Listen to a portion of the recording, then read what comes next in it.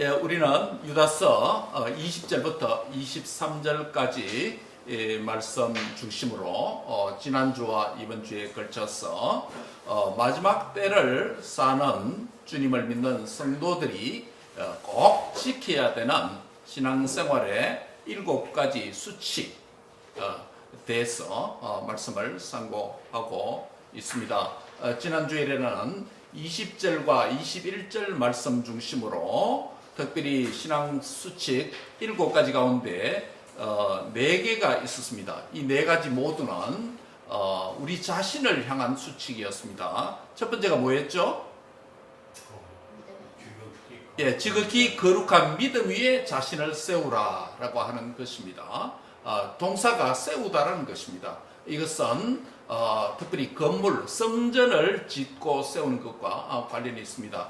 예수 그리스도를 믿는 자들은 참 성전 대신 예수님 중심으로 우리가 함께 지어져가는 성전이다라고, 성전 빌딩이다라고 그렇게 말씀을 하고 있습니다. 예배당이 성전 건물이 아니라 믿음의 고백을 하는 그리스도를 믿는 자들이 하나하나 붙어서 주님의 성전을 이루어가는 그런 삶을 산다는 것이죠. 그래서 이 성전의 기초가 무엇입니까? 믿음입니다. 그렇죠. 믿음이라고 하는 것은 바로 세상에서 통용되는 신뢰, 신용과는 다른 것입니다. 왜냐하면 그 대상이 누굽니까? 하나님이죠. 그래서 하나님과 우리와의 이 신뢰의 관계의 개념이 믿음이라고 그랬습니다. 그래서 이 믿음이 없으면 어떠한 건물과 건축과 인생의 설계와 또 방향도 무의미하다, 아무 소용없다는 것입니다. 믿음이 있어야 그 믿음 위에 신앙의 집을 짓고 미래 인생의 집을 지어야 홍수와 환란과 역경과 어려움이 오더라도 넘어지지 않는 튼튼한 반석과 같은 그런 집이 된다라고 말씀을 드렸습니다. 첫째, 다시 요약하면 믿음으로 자신을 세우라 라는 것입니다. 두 번째 수칙은 무엇이었습니까? 그 믿음을 계속 세워가기 위해서 우리가 특별히 성령으로 계속 기도할 때에 그 믿음이 자라가게 되고 그 믿음이 기도를 통해서 응답이 되고 그 믿음이 계속 연단되는 중요한 요소가 성도들에게 기도라는 유익이 있다고 말씀했습니다. 그래서 바로 믿음 위에 신앙의 집을 지은 자들은 그 집이 더욱더 견고하게 세워지도록 계속 성령 안에서 또 성령의 도움을 의지해서 기도해야 된다는 말씀을 드렸죠. 두 번째 이제 수칙은 사랑 안에서 뭐하라? 자신을 지키라 라는 것입니다. 자신을 세운 이후에는 그 세운 집이 성령 안에서 계속 튼튼하게 기도하면서 세워져가고, 그 다음에 두 번째는 자신을 지키라 라고 말씀하고 있습니다. 무엇 안에서요?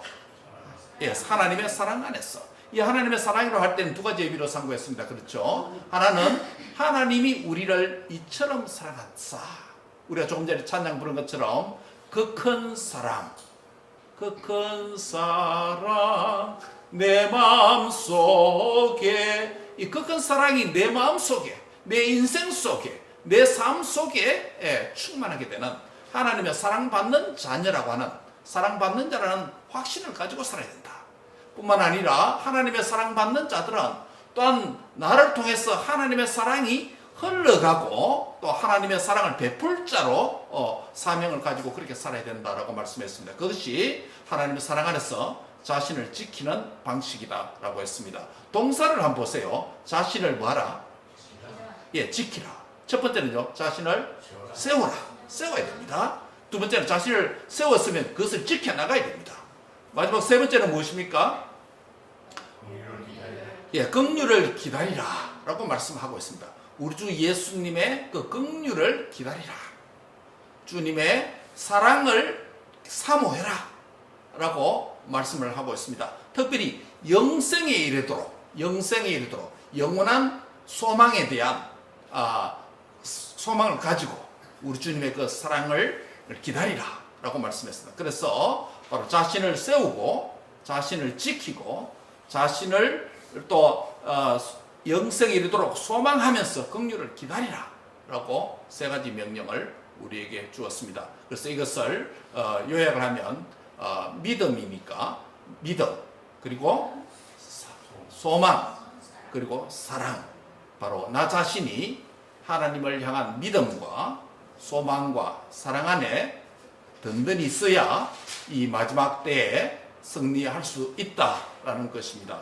오늘은 이제 마지막 두 절 22절과 23절에서 처음 두 절은 자신을 향한 네 가지 수칙이었다면 22절, 23절은 이웃을 위한 세 가지 수칙이 거기에 등장합니다. 그래서 전체 몇 가지라고요?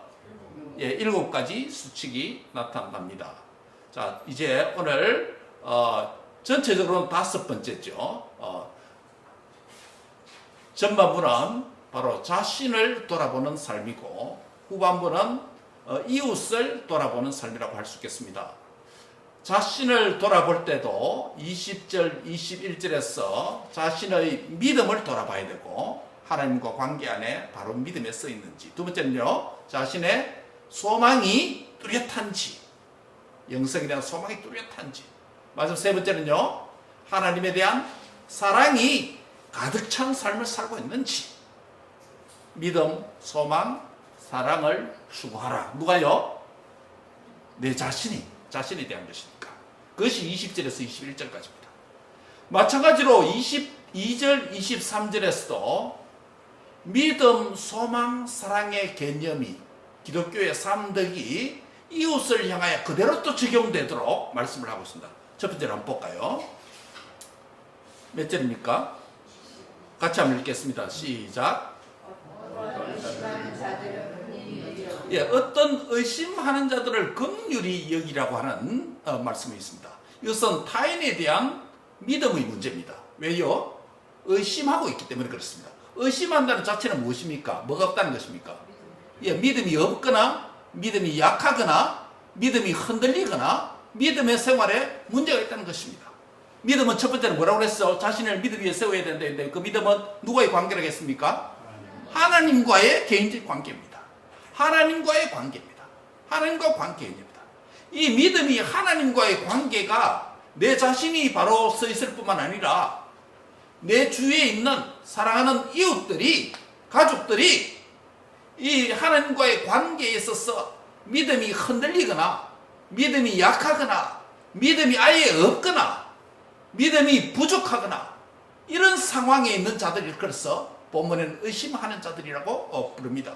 물론 이 문맥 자체는 여기서 의심하는 자는 1차적인 의미는 뭐냐면 당시에 거짓 교사들에 의해서 거짓 교훈을 받고 믿음의 정통 믿음이 신앙이 흔들리고 의심하게 되는 것. 왜? 거짓 교훈을 많이 듣다 보니까 참 정통 성경적인 사도적인 이 신앙을 의심하게 되는 것입니다. 흔들렸다는 것이죠. 그 사람의 믿음이 그렇게 강하지 않습니다, 여러분. 이 세상 살아갈 때 여러 가지 미혹과 유혹과 거짓 교훈과 방종과 게으름과 여러 가지 죄로의 문화로부터 싸우지 않으면, 깨어있지 않으면 우리도 믿음이 흔들리는, 약화되는, 조금씩 갉아먹는 그런 상황에 빠질 수 있다는 것이 인생입니다. 그래서 의심하는 자들을 향한 것입니다. 특별히 의심하는 자에게서 무엇을 가져라? 예, 긍휼을 가져라. 긍휼이 무엇입니까? 멀시, 사랑 아닙니까? 그렇죠? 예, 즉 이웃에 대한 믿음의 문제, 이웃에 대한 믿음이 없는 자에 대한 사랑을 가져라라고, 긍휼을 가져라라고 그렇게 말씀을 하고 있습니다. 여기서 특별히 의심하는 자들이라고 했는데 여기서는 의심하다라는 이 동사가 신약 성경에서 이런 의미로 사용됩니다. 특별히 마태복음 16장 3절에 보면 이 동사가 너희가 천기를, 기후를 분별할 줄 알면서 어떻게 이 세대를 분별하지 못하느냐라고 우리 예수님께서 그렇게 말씀하신 적이 있죠.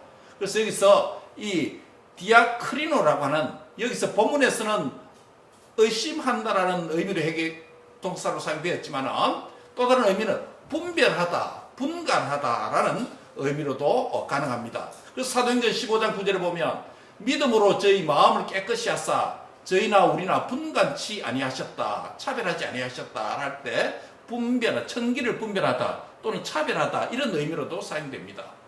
오늘 본문처럼 마태복음 21장 21절에 보면 만일 너희가 믿음이 있고 의심치 아니하면 이 무화과 나무에게 된 이런 일만 할 뿐 아니라 이 산들어 바다에 던지우라 하여도 될 것이다 라고 하면서 의심하다라는 이 단어를 그런 의미로도 사용되었습니다.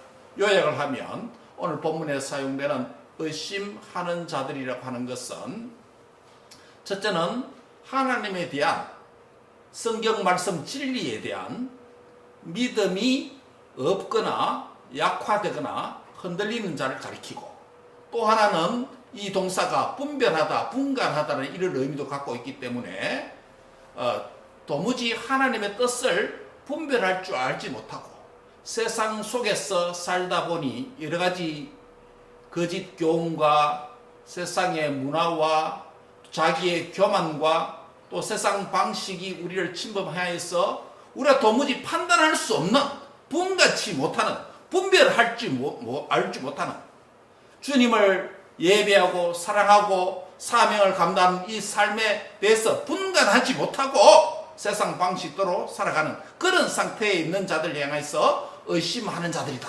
분별하지 못하는 자들이다, 눈이 어두운 자들이다 라고 말씀을 하고 있는 것입니다. 그런데 의심하는 자들, 분간치 못하고 분별력이 없는 이런 자들을 향해서 무슨 마음을 가지라고요? 긍휼의 마음을 가지라 라고 말씀을 하고 있습니다. 우리가 믿음에 바로 써 있는 관점에서 보면, 야, 어떻게 저 사람이, 어떻게 저 성도가 이렇게 분별력이 없냐?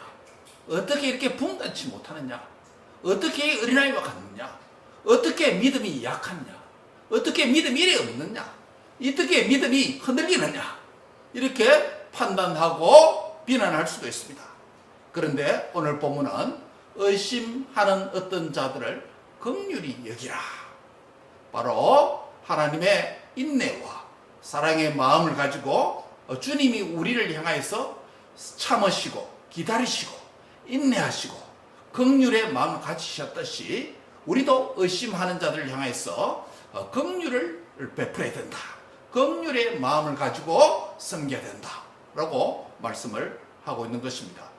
그러므로 여기서 긍휼히 여기다라는 이 단어는 로마서 9장 16절에 보면 오직 긍휼히 여기시는 하나님이라는 이런 표현을 썼기 때문에 이것은 누구의 성품이다? 하나님의 성품입니다. 긍휼은 하나님의 성품으로서 사랑의 마음, 긍휼의 마음입니다. 로마서 12장 8절에 보면 이것이 하나님의 성품일 뿐만 아니라 성도가 실천해야 될 삶으로서의 긍휼을 말합니다. 로마서 12장 8절에 보면 긍휼을 베푸는 자는 무엇을 하라? 즐거움으로 할지니 라고 말씀하고 있습니다. 사랑하는 성도 여러분, 이 긍휼이라, 오늘 본문에 나오는 이 긍휼이라고 하는 것은 의심하는 자를 향해서 베풀어야 될 이 긍휼은 내 자신의 어떤 선한 마음이 아니고 첫째는 하나님의 사랑입니다. 하나님의 긍휼입니다. 하나님의 성품입니다. 이 하나님의 성품을 어떻게 내 안에 들어오게 됩니까? 하나님의 그 큰 사랑을 받고 하나님을 향한 나의 믿음과 그분의 사랑이 내 안에 가득 차게 될 때 나도 이 사랑을 나타낼 수 있는, 베풀 수 있는 자가 될 수 있다는 것입니다. 그래서 우리가 7가지 수치 가운데 4가지 누구에 대한 것이라고요? 예, 자신에 대한 것입니다. 자신이 하나님에 대한 사랑과 믿음과 소망 안에 든든히 서 있을 때 우리 주위에 있는 이웃들이 의심하고 흔들리고 분별하지 못하고 분간하지 못하는 그런 자들에게 분노와 화와 미움과 정오 대신에 바로 하나님의 긍휼히 여기는 마음으로 무장해서 이 긍휼을 베풀 때 인색함으로 하는 것이 아니라 즐거운 마음으로 섬기고 감당할 수 있는 그런 자가 되라 라고 우리에게 교훈하는 것입니다. 오늘 그렇게 해서 바로 전체적으로 5번째 주칙 뭐라고요? 의심하는 자들을 긍휼히 여기라. 의심하는 자를 긍휼히 여기라. 그 다음에 6번째고 또 전체적으로 6번째고 이웃에 대한 것은 2번째입니다. 무엇입니까? 불에서 끌어내어 구원하라 라고 말합니다. 누구를요? 예, 이웃을 불에서 끌어내라는 것입니다.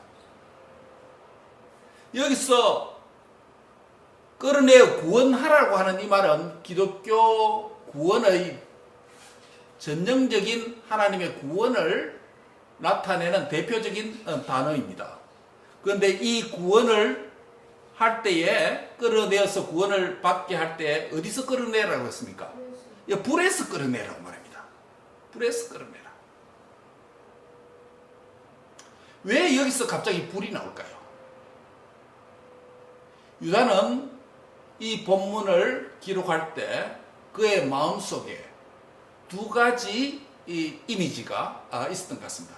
하나는 과거에 대한 경험이고 하나는 미래에 대한 경험을 성령 안에서 가지고 있다고 말할 수 있습니다. 하나는 과거에 대한 경험이라 하면 족장시대 때 롯이 사는 어디예요? 소돔과 고모라 땅에 죄악이 가득해서 무엇으로 심판받았습니까? 예, 유황불로 심판을 받았습니다.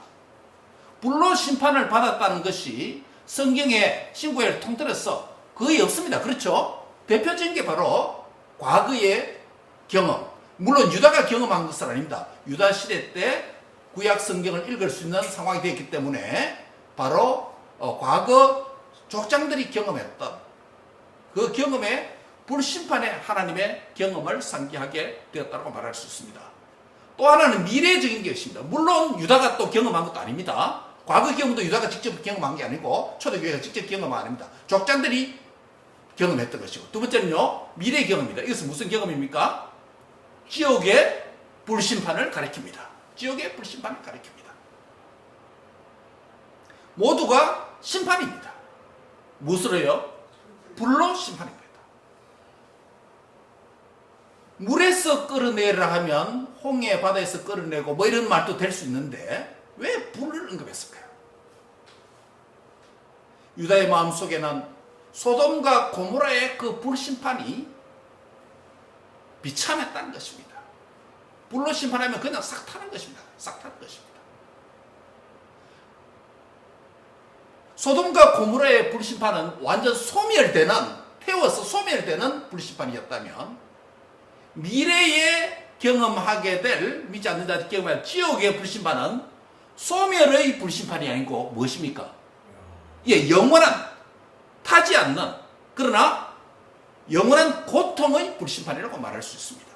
그게 차이점입니다. 공통점은 둘 다 불심판이라는 것입니다. 유다가 이 본문을 기록할 때 거짓 교사들과 거짓 교사를 따르는 자들과 그리고 하나님을 부인하고 회개하지 않고 끝까지 믿지 않는 자들이 갈 곳이 어디다? 영원한 불심판의 고통을 당할 수밖에 없다는 사실을 유다의 영안을 열어서 활짝 보았겠죠. 그래서 이 서신을 쓰면서 불 속에서, 불에서 끌어내라. 그의 눈에 불이 보였지 않겠습니까? 불에서 끌어내라 말할 때. 과거의 족장시대 때 소돔과 고모라가 불심판으로 소멸되었고 미래에 믿지 않는 자들은 지옥의 불심판을 고통 가운데 있는 안타까운 마음으로 그 불에서 끌어내어서 구원하라 라고 말씀합니다. 여기서 타인의, 이웃의 영생의 문제, 이웃의 소망의 문제를 언급하고 있는 것입니다. 특별히 여기서 끌어내다라는, 불에서 끌어내라 라고 했을 때 이 단어에 주목할 필요 있습니다. 물론 불로부터, 불의 심판부터 끌어내라는 것이죠. 그런데 끌어내다는 이 동사가 특별한 의미를 가지고 있습니다. 이 동사는 하르파조라는 단어인데, 하르파조, 빼앗다, 탈취하다 라는 단어입니다. 특별히 이 단어는 영적 전투와 관련되어 있습니다. 마태복음 13장 19절에 보면 악한 자가 와서 그 마음에 뿌리운 씨앗을 빼앗았다라고 할 때 이 단어를 씁니다.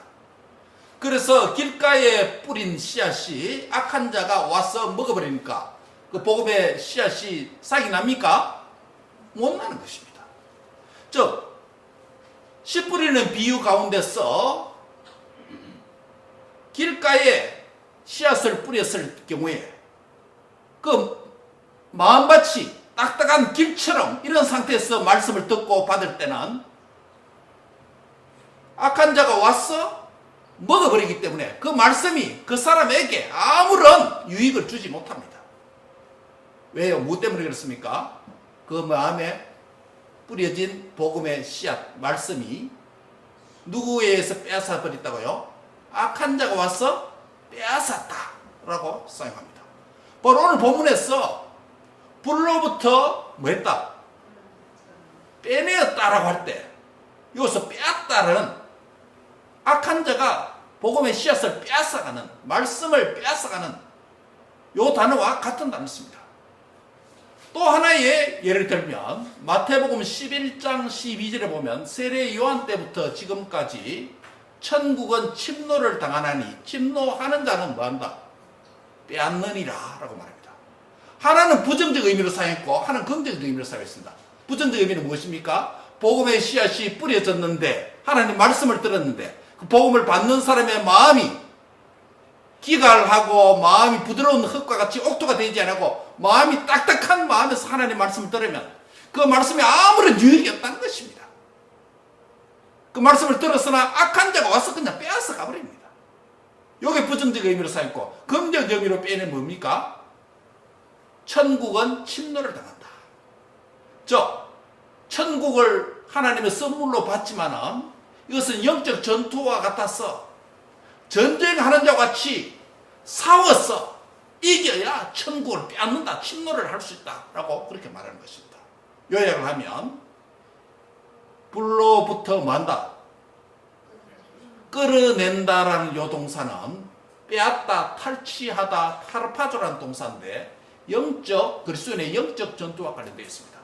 즉 마귀도 빼앗아가고 의인도 천국을 빼앗아가는, 탈취하는 이러한 영적 전쟁이 있다는 것입니다.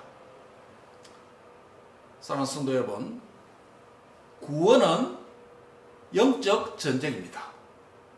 내가 구원받은 것도 그랬고 이웃이 구원받는 것도 그러합니다.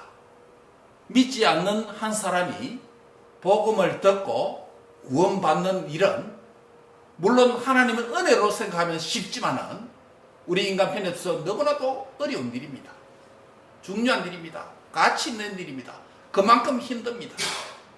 선교사가 한 영혼을 구원하기 위해서 쏟아부어도 결실하지 못하는 그런 상황이 있습니다. 어떤 선교사는 평생 한 명 구원해서 나중에 그 사람이 큰 기독교의 거목이 되는 그런 선교사 역사를 읽어보면 그런 일도 있습니다. 우리가 동경하는 이슬람교의 한 선교사님은 평생 동안 믿지 않는 이슬람 한 가정, 한 영혼을 구원하기 위해서 기도한다라고 우리에게 기도 제목을 나눈 분도 있습니다. 구원은 영적 전쟁입니다. 어디서 끌어내는 구원입니까? 불에서 끌어내는 구원입니다. 그래서 저는 불끌구라고 합니다. 불로부터 끌어내는 구원. 뭐라고요? 불끌구 전쟁입니다. 불에서 끌어내는. 끌어내지 못하면 어디에 들어갑니까? 불에 들어갑니다.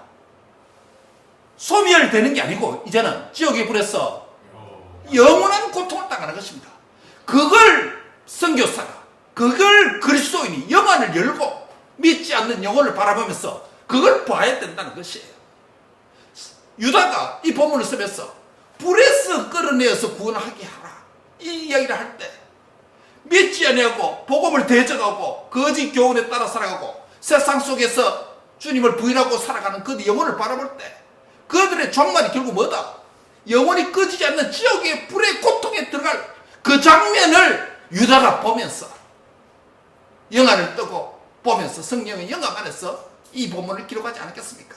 과거적으로는 소돔 고모라의 불신발사를 생각하고 미래의 지옥의 불신발을 생각하고 현재 복음을 믿지 아니하고 대적하고 방해하고 불신하는 그들의 영혼을 바라면서 불에서 고통당하는 그 안타까움을 보면서 불에서 끌어내어 구원하라 라고 하는 이 명령을 마지막 때에 살아가는 그리스도인들에게, 성도들에게, 교회에게 주시는 주님의 음성, 수칙으로 우리에게 말씀하고 있는 것입니다.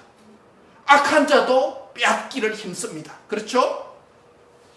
믿음의 성도도 빼앗는 전쟁에서 이겨야 되는 줄 믿습니다. 너희가 세상에서 환난을 당하나 담대라. 내가 세상을 이겨노라고 말씀하셨습니다. 하늘과 땅의 모든 권세를 가지신 우리 주님께서 내가 세상 끝날까지 너희와 함께 하겠다라고 그분의 신실한 입술로 약속을 했습니다. 사랑하는 성도 여러분, 이 땅에서 살아가면서 여러 가지 환난과 역경과 고난과 어려움을 당할 수 있고 주님을 따라가는 여정에서 또 주님의 복음을 위한 사명의 여정에서도 어려움과 힘듦과 고난이 엄청나게 있을 수 있습니다. 사탄은 끊임없이 복음과 하나님께 속하려고 하는 자들을 그 영혼을 빼앗아서 하나님 말씀을 듣지 못하도록 방해하는 역사가 계속 일어납니다. 그럼에도 불구하고 낭망치 말아야 될 것은 세례 요한의 때부터 지금까지 천국은 침노를 당하나니 침노하는 자는 반드시 뭐한다? 빼앗는다라고 말씀을 하고 있습니다. 사랑하는 성도 여러분, 불에서 끌어내는 이 구원사에게 내 마음과 내 신앙과 나의 에너지와 나의 물질과 나의 시간과 나의 인생을 바쳐서 이를 감당하는 헌신된 복음의 일꾼이 되시기를 바랍니다. 우리가 공부하는 것도, 결혼하는 것도, 가정을 이루는 것도 불에서 끌어내는 이 구원을 어떻게 하면 효과적으로, 효율적으로 할 수 있을까? 여기에 초점을 맞춰야 됩니다. 그런 관점에서 사람을 만나고 교제하고 내가 하는 일들을 하고 세상 일들 때문에 주님의 일을 등한히 하고 세상 일 때문에 예배하는 일을 등한히 하고 세상의 관심 때문에 주님에 대한 관심이 약화된다면 바로 오늘 우리에게 이 음성을 주님이 주십니다. 내 자신의 영생의 문제에 힘쓸 뿐만 아니라 이웃의 영생의 문제에 관심을 좀 가지라. 가르쳐줘. 영적 전쟁이다. 마귀도 빼앗기 위해서 말씀을 듣지 못하게 해서 심지어 말씀 들은 것까지도 빼앗아가는 이런 상황이 있고 우리도 빼앗는 그 전쟁에 힘을 써야 된다. 사람이 먼저 강한 자를 결박하지 않고서야 어떻게 강한 자의 집에 들어가서 그 세간을 넉탈하겠느냐. 결박한 후에야 그 집을 넉탈하리라. 이 넉탈한다는 것도 안다는 이 헬라의 또 카르파조는 똑같은 동사를 썼습니다. 영적 전쟁은 바로 우리 앞에 있다. 구원은 무엇이다? 영적 전쟁이다. 나의 구원과 우리 가족과 이웃의 구원을 위해서 영적 전투자로서 힘쓰는 저와 될 수 있길 바랍니다. 이스라엘의 중동 땅에 전쟁이 일어났지만 평안하고 안전한 지대에 살아가고 우리들은 아무런 관심 없이 살아가는 것이 우리의 모습입니다. 그러나 구원에 대한 영적 전쟁은 다릅니다. 나의 구원과 이웃의 구원과 온 열방과 민족 가운데 잃어버린 영혼을 찾으시는 주님의 구원사역에 대한 무관심은 죄악입니다. 이렇기 때문에 우리가 비록 작은 공동체일지라도 땅끝에서 온 열방과 민족 가운데서 복음을 전하는 주의 종들을 위해서 또 크고 작은 모든 세우신 주님의 교회를 위해서 힘껏 기도하고 동력하고 동참하고 헌신하는 것이 이 영적 전투에서 잃어버린 영혼을 마귀의 권세에서 마귀의 손으로부터 빼앗는 가치 있고 소중한 불에서 끌어내는 그런 구원사역인 줄 믿습니다. 이 일에 더욱더 헌신하고 힘을 내고 또 복음 전하는 일을 위해 격려하고 응원하는 우리의 발걸음을 계속해 나가는 그런 역사가 일어나기를 바랍니다. 우리 목사님도 이제 내일부터 또 출발하지 않습니까? 불에서 끌어내는 구원사역입니다. 어떤 의심하는 자들을 긍휼히 여기는 사역 아닙니까? 이게 발걸음 아닙니까? 우리가 함께 마음과 뜻을 모두어서 동참하고 응원해야 될 줄 믿습니다. 아멘입니까? 아멘. 마지막입니다. 전체적으로 7번째고 이웃을 향한 수칙은 3번째 마지막입니다. 무엇입니까? 그 육체의 더럽힌 옷까지도 미워하되 두려움으로 긍휼히 여기라 라는 표현입니다. 무슨 말입니까? 좀 풀어볼까요? 여기서 하나는 미워하라는 표현이 있고 또 하나는 두려워하라는 표현이 있습니다. 무슨 말입니까? 그래서 그 육체의 더럽힌 옷, 물론 1차적 의미는 유다서 본문 안에서 당시의 상황에서 1차적 의미는 거짓 교사들에 의해서 비진리의 영향을 받아서 그리스도의 복음의 순수성과 정통성을 잃어버린 성도 교회의 모습을 더럽힌 옷이다라고 은유적으로 표현을 했습니다. 이 은유를 직설법으로 풀었으면 이렇게 됩니다. 죄악으로 인하여서 더럽혀진 신앙의 옷, 그렇죠? 예, 그런 의미겠죠. 그래서 육체의 더럽힌 옷까지도 미워해라는 말은 무엇을 미워하라는 것입니까? 예, 죄를 미워하라는 것입니다. 심지어 더럽힌 옷까지도 미워해라는 것은 죄악의 흔적조차 그림자조차도 싫어해라는 것입니다.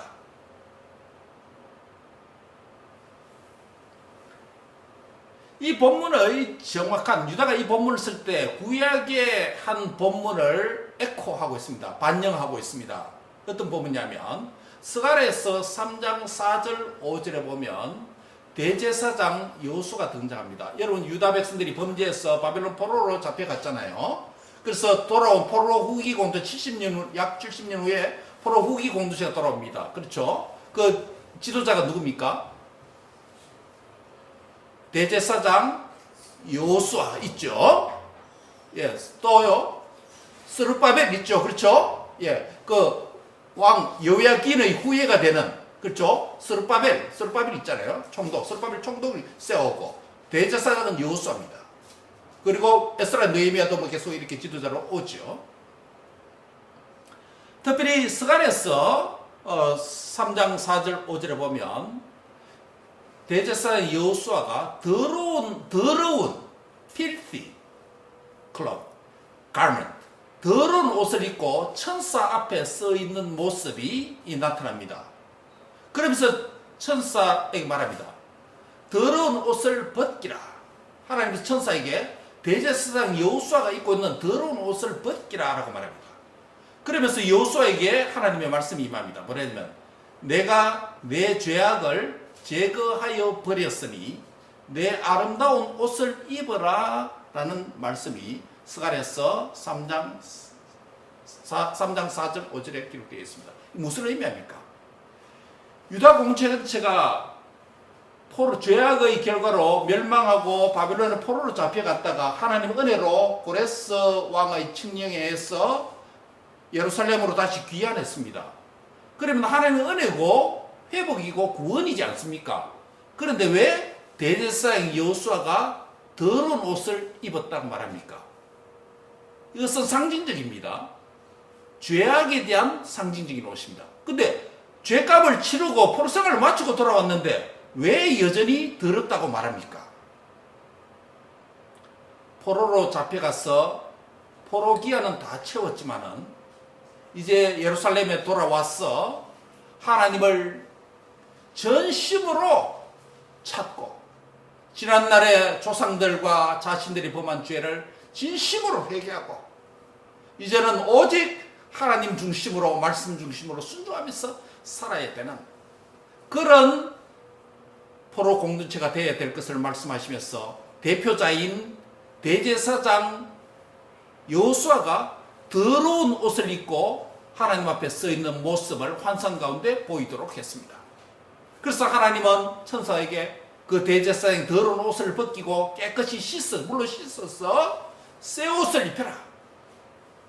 아름다운 옷을 입히라 라고 말합니다. 그때 더러운 옷, 몸을 씻고 더러운 옷을 입히는 행위를 해석을 했는데 뭐라고요? 네 죄악을 제거해 버렸다라고 말씀을 하고 있습니다. 여러분 포로 공동체가 이스라엘 백성들이 바빌론 포로 공동체에서 지도자 대제사장 여호수아가 더러운 옷을 벗고 몸을 씻는 행위는 이스라엘의 죄악을 회개하는 것을 상징합니다. 그리고 죄악을 제거하고 아름다운 옷을 입힌 것은 다시금 용서받은 은혜를 상징하죠. 이와 마찬가지로 새 이스라엘의 구원, 저와 여러분의 구원도 마찬가지입니다.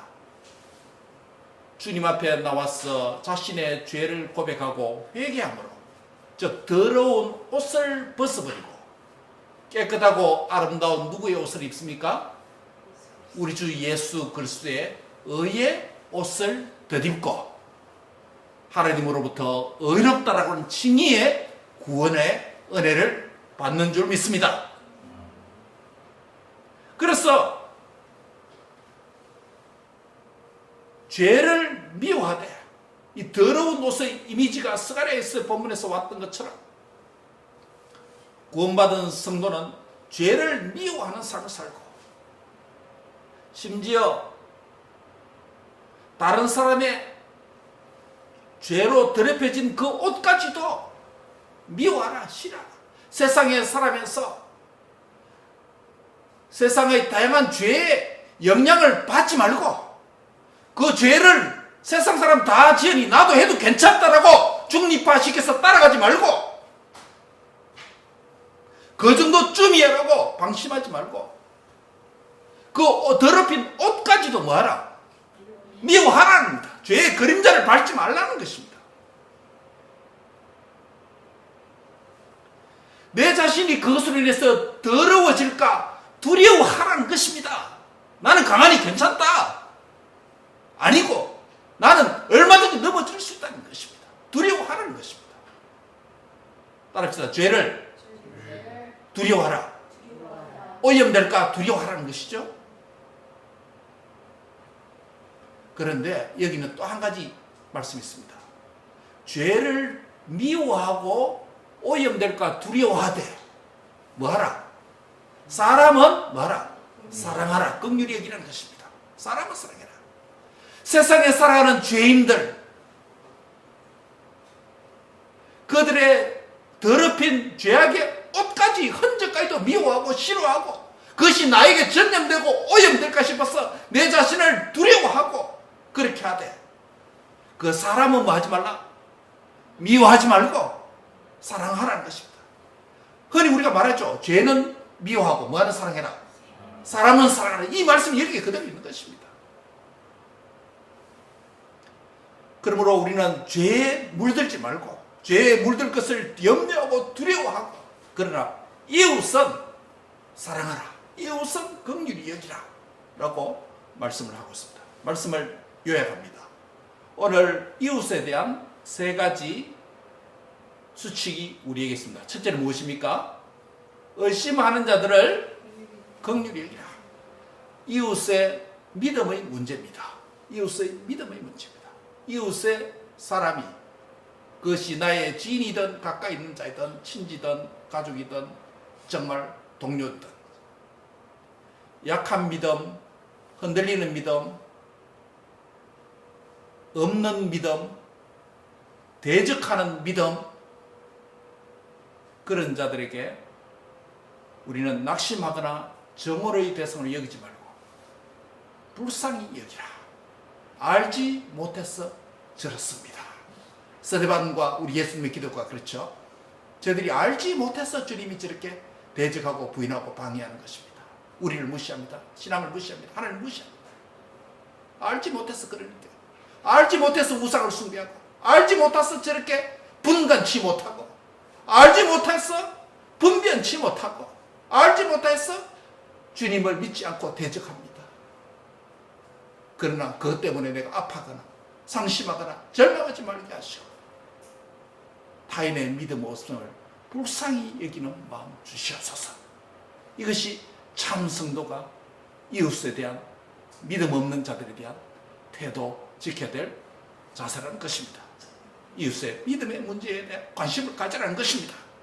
무관심하지 말고. 두 번째 뭡니까? 이웃에 대한 소망의 문제입니다. 불에서 끌어내라고 말했으니 그들의 영원한 구원의 문제 아닙니까? 영원한 구원에 대한 소망의 문제 아닙니까?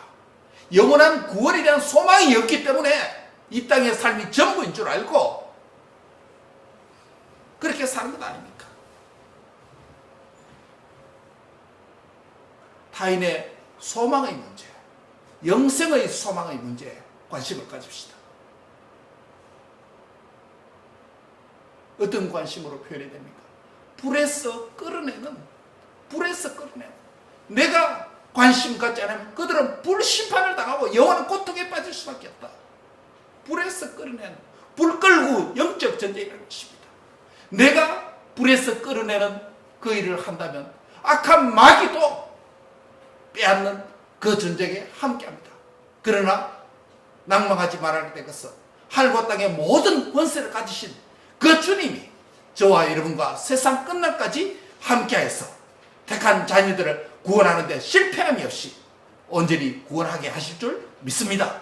문제는 우리의 관심과 기도와 헌신입니다. 잃어버린 영혼에 대한 관심과 사랑과 헌신에 집중하는 그런 남은 여성이 되기를 바랍니다. 마지막 세 번째 무엇입니까? 이웃에 대한 더럽히는 옷까지도 미워하되 두려움을 여기되 이웃에 대한 사랑의 마음을 가져라. 이웃에 대한 사랑입니다. 죄는 미워하되 이웃은 긍휼과 사랑의 대상입니다. 말씀을 요약합니다.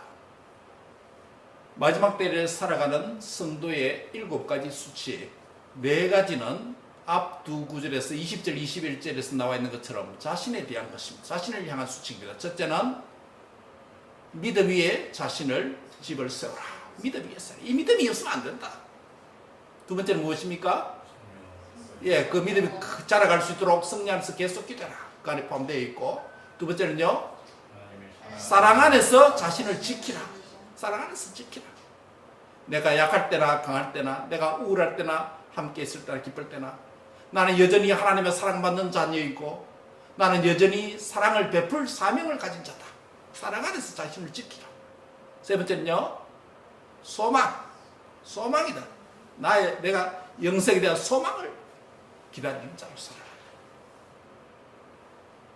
또 하나 뭡니까? 4가지 다 했습니까? 네, 내가 다 했고.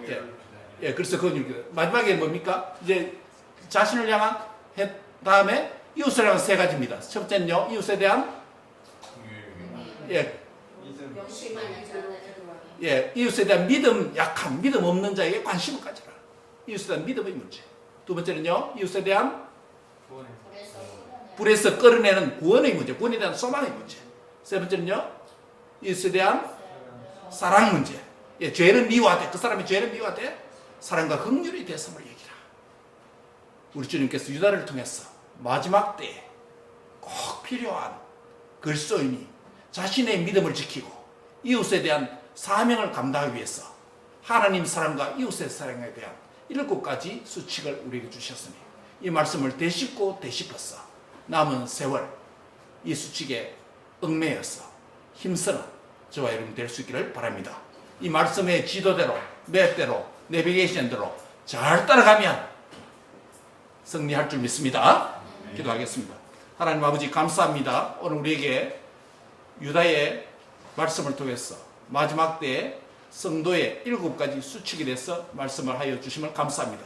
내 자신의 믿음, 소망, 사랑에 대한 경각에 서 있을 뿐만 아니라 이웃이 믿음과 소망과 사랑을 갖는 일에도 관심과 힘을 쓰는 우리의 복된 성도들 다 되도록 축복해 주옵소서. 우리 자신과 우리 가족들과 우리 애들이 하나님과 이웃을 사랑하는 자리로 나올 수 있도록 하나님 역사해 주시옵소서. 예수님의 이름으로 감사하며 기도합니다. 아멘.